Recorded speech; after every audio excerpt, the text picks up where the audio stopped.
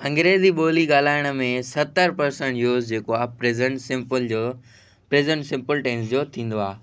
अचो त अॼु सिखूं त प्रेज़ेंट सिंपल टेंस आहे छा। बिस्मिल्लाहिर्रहमानिर्रहीम। असांजो जेको अॼु जो टॉपिक आहे उहो आहे द प्रेज़ेंट सिंपल टेंस, याने ज़मान हाल सादो। प्रेज़ेंट सिंपल आहे छा, इहो कहिड़े कमु ईंदो आहे, इन सां छा थींदो आहे। जेको प्रेज़ेंट सिंपल टेंस आहे इहो अंग्रेज़ी ॿोलीअ में मतिलबु अंग्रेज़ी ॻाल्हाइण में 70% यूज़ थींदो आहे। मतिलबु 70% जेका इंग्लिश ॻाल्हाई वेंदी आहे उहा प्रेज़ेंट सिंपल टेंस मां ॻाल्हाई वेंदी आहे। त पोइ असां कीअं हिन खे इग्नोर था करे सघूं सिखण खां अलावा।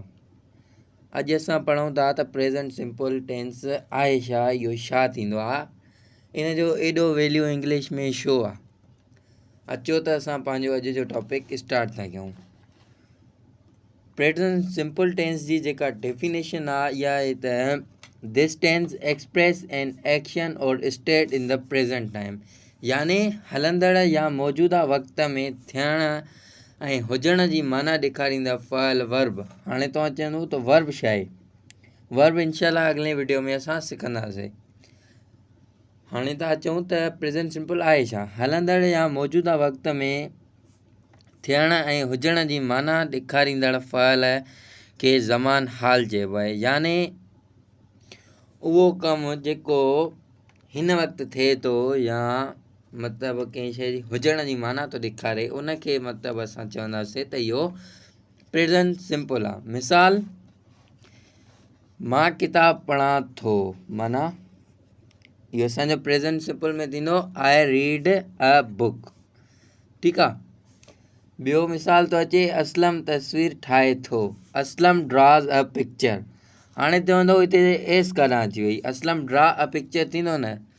त तव्हांखे ॿुधाईंदो हलां जेको असांजो थर्ड पर्सन आहे, थर्ड पर्सन हमेशह प्रेज़ेंट सिंपल में पंहिंजो जेको आहे सो त प्रेज़ेंट सिंपल में उहो एस या ई एस खणंदो आहे। थर्ड पर्सन ऐं सिंगुलर काई बि शइ, याने नालो को बि सिंगुलर ऐं थर्ड पर्सन पाण सां एस या ई एस खणंदो आहे। उहो मतिलबु जेको आहे सो प्रेज़ेंट टेंस में, प्रेज़ेंट सिंपल टेंस में, प्रेज़ेंट जुमिले में उहो पाण सां एस या ई एस खणंदो आहे। हाणे तव्हां चवंदव त हिन में हेल्पिंग वर्ब छो न आहे, प्रेज़ेंट सिंपल में हेल्पिंग वर्ब छा न आहे। त प्रेज़ेंट सिंपल जे जेको हूंदो आहे टेंस, उन में मेन टेंस में हेल्पिंग वर्ब न हूंदो आहे। हूअं त जेको आहे सो प्रेज़ेंट सिंपल जा जेके हेल्पिंग वर्ब आहिनि उहे आहिनि को डू ऐं डज़। उहे लॻंदा आहिनि जस्ट, इंट्रोगेटिव, नेगेटिव ऐं इम्परेटिव सेंटेंस में। ठीकु आहे।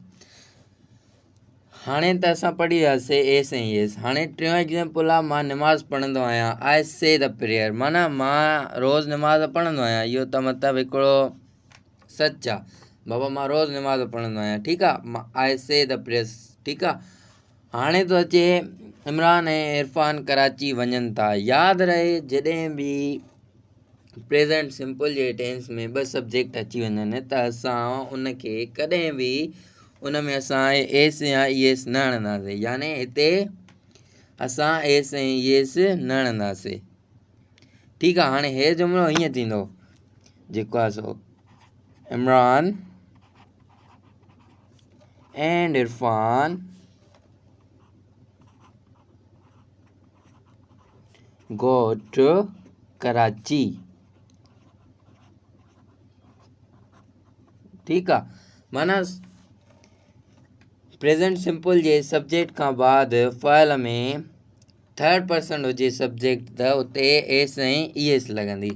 हाणे था अचूं असां नेगेटिव एंड इंट्रोगेटिव सेंटेंस ते। उते तव्हांखे असां हेल्पिंग वर्ब बि यूज़ करे था ॾेखारियूं। हाणे था अचूं असां नेगेटिव सेंटेंस जी तरफ़। त प्रेज़ेंट सिंपल टेंस जो नेगेटिव सेंटेंस कीअं थो ठहे, इन जी जेका फॉर्मेशन आहे।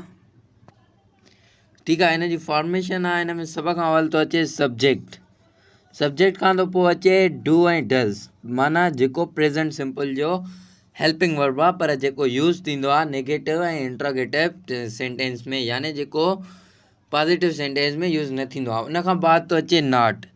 नॉट यादि रहे त कंहिं बि नाकारी जुमिले खे बणाइण जे लाइ उन में सभ खां जेको मेन आहे इम्पोर्टेंट आहे उहो नॉट आहे। तंहिंजे करे पहिरियां सब्जेक्ट अची वियो, पोइ हिन जो हेल्पिंग वर्ब अची वियो जेको डू या डज़ थो लॻे। जेको डू लॻंदो आहे हेल्पिंग वर्ब उहो लॻंदो आहे फर्स्ट पर्सन ऐं सेकेंड पर्सन सां। जेको थर्ड लॻंदो आहे उहो जेको डज़ लॻंदो आहे उहो लॻंदो आहे थर्ड पर्सन सां। उन खां बाद नॉट आहे। नॉट ॿिन्हिनि में लॻंदो आहे। नॉट मतिलबु यानी नेगेटिव जुमिले ठाहिण खे नॉट जेको आहे असांखे उहो लाज़मी आहे। नॉट खां बाद थो अची वञे वर्ब। वर्ब जेको जंहिंमें असां वर्ब में एस ऐं ईएस हणंदासीं। यादि रहे त नेगेटिव ऐं इंट्रोगेटिव जॾहिं असां नेगेटिव या इंट्रोगेटिव सेंटेंस ठाहींदासीं त उन में वर्ब में जेको आहे सो जेको असां प्रेज़ेंट जुमिले में एस ऐं ईएस पिया हणूं थर्ड पर्सन सां, उहा हाणे न लॻंदी। हाणे सेम फर्स्ट फॉर्म लॻंदो। उन खां बाद जेको अची वियो ऑब्जेक्ट अची वियो। ठीकु आहे। ऑब्जेक्ट हर जुमिले में मेन हूंदो आहे। हे असांजो ऑब्जेक्ट आहे। हाणे थो अचे एग्ज़ाम्पल। एग्ज़ाम्पल में थो अची वञे मां दर नथो खोलियां। इन जो थी वेंदो I do not open the door. असीं गोड़ नथा करियूं। We do not make noise. उन खां पोइ थो अचे हूअ कंहिंजो बि इंतज़ारु नथी करे। She does not wait for anybody. ठीकु आहे। हाणे हिते वेट ॾिसो, हिते असांजो एस ऐं ईएस न आहे। जेकर इहो प्रेज़ेंट में हुजे हा त हिते असां एस ऐं ईएस ज़रूरु लॻायूं आहे। यादि रहे प्रेज़ेंट जुमिले में थर्ड पर्सन में एस ऐं ईएस लॻंदो, बाक़ी फर्स्ट पर्सन में बि न लॻंदो, थर्ड पर्सन में बि न लॻंदो। ठीकु आहे। अगरि तव्हां थर्ड पर्सन में एस या ईएस नथा आणो त तव्हांजो जुमिलो ई ग़लति थी वेंदो। तव्हांखे मतिलबु उहो न मिलंदो मार्क्स वग़ैरह टेस्ट में। त यादि रहे थर्ड पर्सन में प्रेज़ेंट सिंपल में एस ऐं ईएस लॻणु जेको आहे सो लाज़मी आहे। बाक़ी न नेगेटिव में लॻंदो न इंट्रोगेटिव में लॻंदो। हे एग्ज़ाम्पल थी विया। हाणे त हलूं इंट्रोगेटिव जी तरफ़। ठीकु आहे। हाणे थो अचे इंट्रोगेटिव सेंटेंस। त इहो आहे छा? इंट्रोगेटिव सेंटेंस बेसिकली असां हुनखे चवंदा आहियूं जेको सवाली जुमिलो हूंदो आहे। यानी अहिड़ो जुमिलो जंहिंमें कंहिंखां असां सवालु पुछियो वञे। त हाणे इंट्रोगेटिव सेंटेंस जी प्रेज़ेंट सिंपल में जेका फॉर्मेशन आहे उहा हीअ आहे। यानी पहिरियां डू डज़ जेको हेल्पिंग वर्ब आहे, पोइ सब्जेक्ट थो अची वञे, पोइ थो अची वञे वर्ब। ठीकु आहे। हाणे हिन में मिसाल थो अची वञे त छा तूं अचें थो। ठीकु आहे। कंहिंखां पुछंदा आहियूं न बाबा तूं अचें थो या नथो अचें, त हिते थो अचे छा तूं अचें थो। हिन जो अची थो वञे डू यू कम। ठीकु आहे। पोइ थो अचे छा उहे सुम्हनि था। Do they sleep. छा हूअ पढ़े थी। Does she read. हिते एस न लॻंदो। मां तव्हांखे लॻाइण खां चयो हुयो, बट हिते एस न लॻंदो छो त इंट्रोगेटिव ऐं नेगेटिव जुमिलनि में थर्ड पर्सन पाण सां गॾु एस न खणंदो आहे। ठीकु आहे। त इन में असां एस न हणंदासीं, सिर्फ़ु प्रेज़ेंट जुमिले में लॻंदो आहे, बाक़ी सॼो सेम हूंदो आहे। ठीकु आहे। यानी थर्ड पर्सन नेगेटिव ऐं इंट्रोगेटिव सेंटेंस सां पाण सां एस ईएस न खणंदो आहे। ठीकु आहे। हाणे था अचूं असां एम्फेटिक सेंटेंस ते। हे असांजो अची वियो एम्फेटिक सेंटेंस। ठीकु आहे। एम्फेटिक सेंटेंस छा आहे, इहो कीअं यूज़ थींदो आहे, इहो किथे यूज़ थींदो आहे। ठीकु आहे। हाणे असां पढ़ूं था। एम्फेटिक सेंटेंस इहो आहे जेकॾहिं ज़मान हाल में कंहिं ॻाल्हि खे ज़ोर ॾेई बयानु करिणो हुजे या का ताक़ीद करणी हुजे त सब्जेक्ट खां पोइ डू या डज़ इस्तेमालु करे बाद में वर्ब इस्तेमालु कबो आहे। ईअं हूंदो आहे न किथे असां मतिलबु कंहिं शइ खे ज़ोर ॾींदा आहियूं, यार कमु कर न, यार तूं जल्दी अचु न, यार तूं मानी छो नथो खाएं। ईअं मतिलबु हूंदा आहिनि न, त कंहिंखे असां ज़ोर ॾींदा आहियूं। त एम्फेटिक सेंटेंस कंहिंखे ज़ोर ॾियण लाइ या का ताक़ीद बयानु करण लाइ यूज़ थींदो आहे। ठीकु आहे। हिन जी फॉर्मेशन थी अची वञे। फॉर्मेशन में थो अची वञे हिन जो सब्जेक्ट खां पोइ हेल्पिंग वर्ब जेको अथसि डू ऐं डज़, पोइ थो अची वञे वर्ब। यादि रहे एम्फेटिक सेंटेंस में बि डू ऐं डज़ खां बाद में हिन में एस ऐं ईएस न लॻंदी। थर्ड पर्सन में एस ऐं ईएस न लॻंदी। ठीकु आहे। हाणे एग्ज़ाम्पल थो अची वञे मां लिखां थो। I do right. मां लिखां त थो, माना हिते हिन ते ज़ोर थो ॾिए, यार त मां लिखां त थो, तूं मूंखे हर छो थो चईं।